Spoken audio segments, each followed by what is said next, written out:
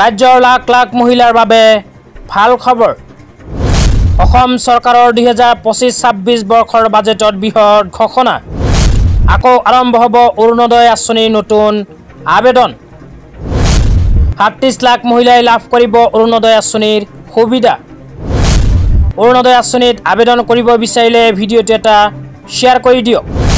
তো বৰক ভিডিঅ'টো আৰম্ভ কৰি এতিয়া আমি জানিলোঁ যে অসম চৰকাৰে 2025-26 বিত্তীয় বৰ্ষত অৰুণোদয় আঁচনিলৈ কেনেকুৱা আপডেট প্ৰদান কৰিছে।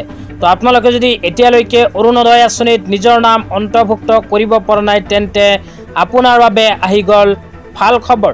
অনুগ্ৰহ কৰি ভিডিঅ'টো স্কিপ নকৰি চাই থাকিব। লগতে আকৌ ৰিকুৱেষ্ট কৰিছোঁ অনুগ্ৰহ কৰি ভিডিঅ'টো শ্বেয়াৰ কৰি আপোনালোকৰ বন্ধুবৰ্গকো চোৱাৰ কাৰণে সুযোগ প্ৰদান কৰিব। তো আপোনালোকে মোবাইল স্ক্ৰীনত চাব পাৰিছে অসম চৰকাৰে 2025-26 বিত্তীয় বৰ্ষৰ বাজেটত অৰুণোদয় আঁচনিলৈ এনেকৈ এখন আপডেট প্ৰদান কৰিছে। তো ইয়াতে কি লিখা আছে বিতংভাৱে আপোনালোকক জনাই দিছোঁ। ইয়াতে লিখা আছে অৰুণোদয় 3.0ৰ জৰিয়তে অৰুণোদয় হিতাধিকাৰীৰ সংখ্যা 37.2 লাখলৈ বৃদ্ধি কৰা হ'ব। অৰুণোদয় আঁচনিলৈ এনেকৈ এখন আপডেট প্ৰদান কৰিছে অসম চৰকাৰে।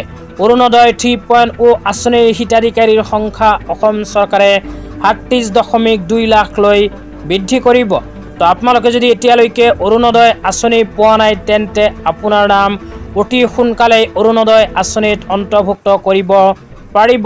তো আপোনালোকে যদি নতুনকৈ অৰুণোদয় আঁচনিত আবেদন কৰিব বিচাৰে তেন্তে অনুগ্ৰহ কৰি মোৰ পেজটো ফ'ল' কৰি ৰাখিব, কিয়নো চৰকাৰে যেতিয়া অৰুণোদয় 3.0 আঁচনিৰ আবেদন আৰম্ভ কৰিব লগে লগে আপোনালোকক জনাই দিম।